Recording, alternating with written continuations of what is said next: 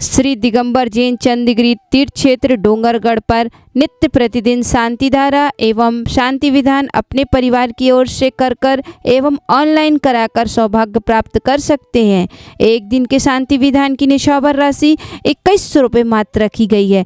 क्षेत्र पर रुकने एवं भोजन की पर्याप्त समुचित व्यवस्था है। आप सभी को सादर जय जिनेन्द्र। ओम नमः सिद्धेभ्यः णमो रिहन्ताडं णमो सिद्धाडं णमो आयर्याडं णमो वज्रायाडं णमो लोहे सब साहोडं।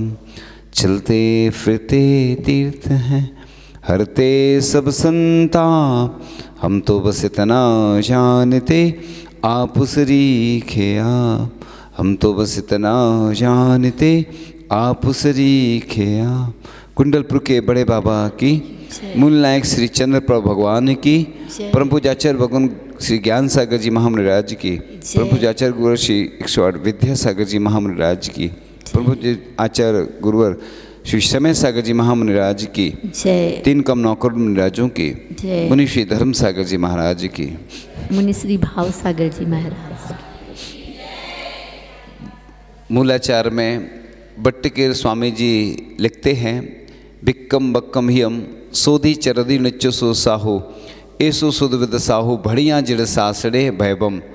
यानी मूलाचार में लिखा है कि जिनका हृदय शुद्ध है, भिक्षा आदि शुद्धि है, वचन शुद्धि, हृदय शुद्धि जो उस गाथा में बताया गया है, उसके अनुसार पहले हम सोचते थे कि आचार्य श्री को आचार्य भगवान क्यों बोलते हैं, तो उनका हृदय भी शुद्ध था और उनकी प्रत्येक क्रिया ऐसी रहती थी कि जैसे कि माता जी ने बताया, समय सार का चिंतन वो हमेशा करते रहते थे। जब भी कोई अनुकूलता नहीं बनती थी तो वो दीवाल की ओर मुख करके बैठ जाते थे। हम लोग कई बार तप के लिए बोलते थे, विवेक सय्यासन आदि, तो बोलते थे वर्तमान में जंगल में नहीं रह पाते हैं, कोई बात नहीं, अपन अगर इस वन में भी भवन में भी वन की कल्पना करके अपन साधना कर सकते हैं।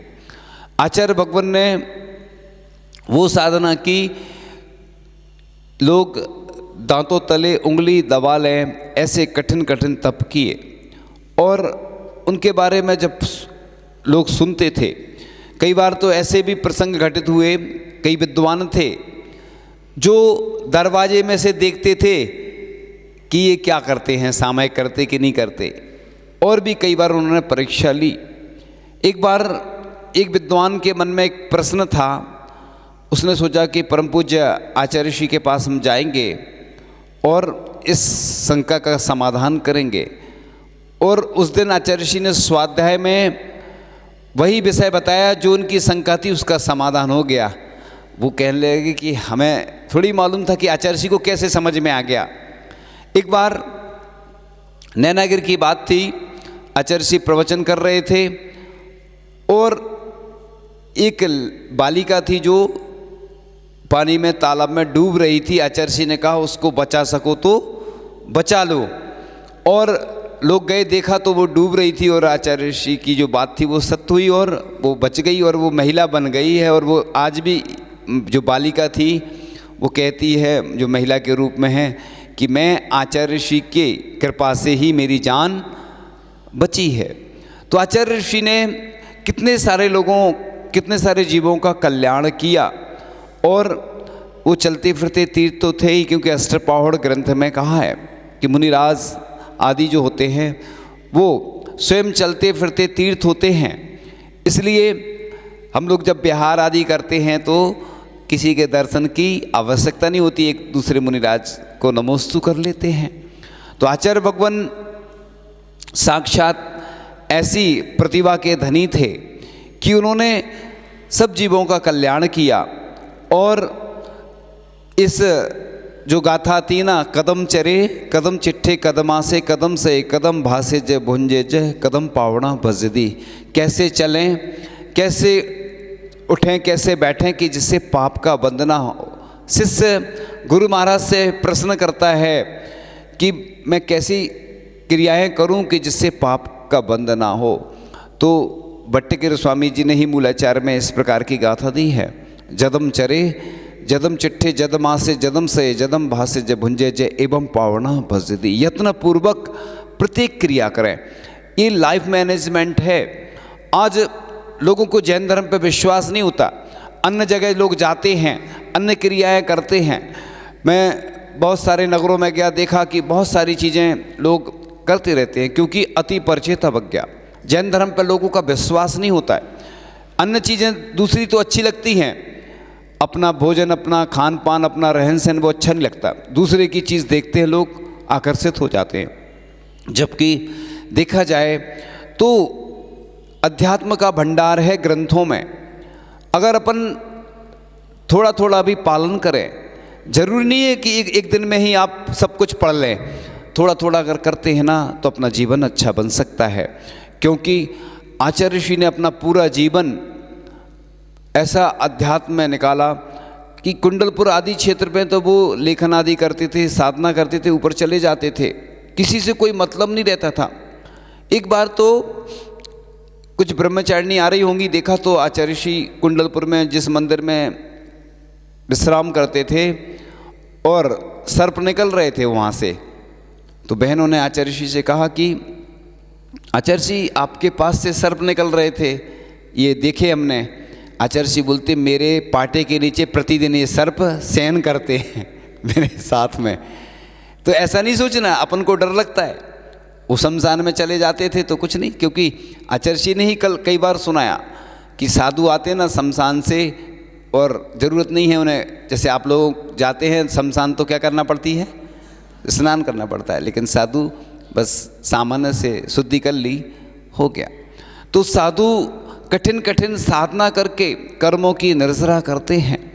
हम देखते थे कि आचार्य भगवान बड़ी सरलता से, सहजता से वो कार्य करते थे कि कितना भी कोई कुछ कहे, जब भी विहार करना। कुंडलपुर आदि में एक बार विहार हुआ, गर्मी का समय था, बहुत तेज धूप थी और तीव्र गर्मी थी, और आचार्य ऋषि ने जैसे ही विहार किया तो हम लोग पैर जल रहे थे और आचार्य ऋषि अच्छे से चल रहे थे, और वो उनको कुछ कष्ट भी होता है ना, होता था। तो वो कई बार ऐसे भी प्रसंग आए कि शीतकालीन चल रही थी, विहार हुआ और आचार्य ऋषि झोपड़ी जैसी रहती ना खुली, उसमें शयन कर रहे थे। अब वो तो उनको नींद तो आती नहीं है, ठंडे के कारण सहन करते हैं, तो मुनिराज आदि फिर पैर घिसते रहते थे रात भर कि जिससे कि आचार्य ऋषि को नींद आ जाए। अमरकंटक में भी कुछ वहाँ के जो लोग थे जो सोचते थे कि ये तो कुछ लेते होंगे रात में, तो वो आए देखने धीरे से, तो देखा कि आचार्य ऋषि पाटे पे शयन कर रहे हैं और कुछ भी नहीं ओढ़े हुए हैं। तब उनकी श्रद्धा भी हो गई, वो भी नतमस्तक होते चले गए।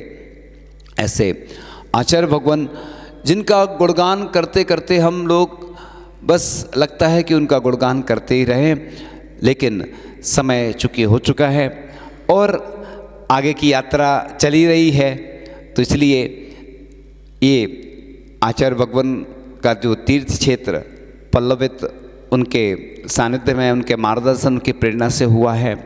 आगे अति शीघ्र ऐसे चंद्रप्रभु भगवान का पंचकर्णक महोत्सव संपन्न हो और आचार्य ऋषि के जो समाधि स्थल का भी वो जो कार्य अति शीघ्र हो।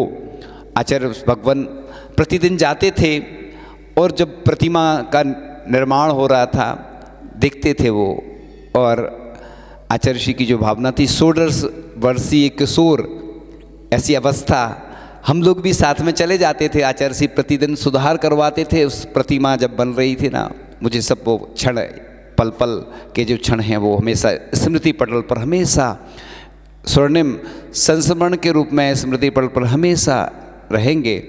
और आचार्य ऋषि की कृपा पहले भी बनी रही और अभी भी उनका आशीर्वाद। वर्तमान आचार्य परम पूज्य आचार्य श्री समय सागर जी महामुनिराज, जिनका आशीर्वाद प्राप्त हुआ कि चंद्रगिरी जाना है, उसके बाद सम्य शिखर जी जाना है, उनके आशीर्वाद से उन्होंने कहा आगे नहीं तो ग्रीष्मकालीन आएगी तो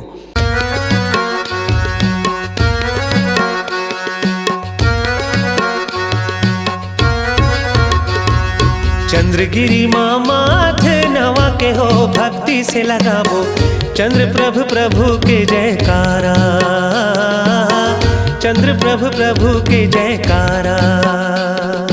चंद्रगिरी माँ माथ नवा के हो, भक्ति से लगाबो चंद्र प्रभु प्रभु के जयकारा,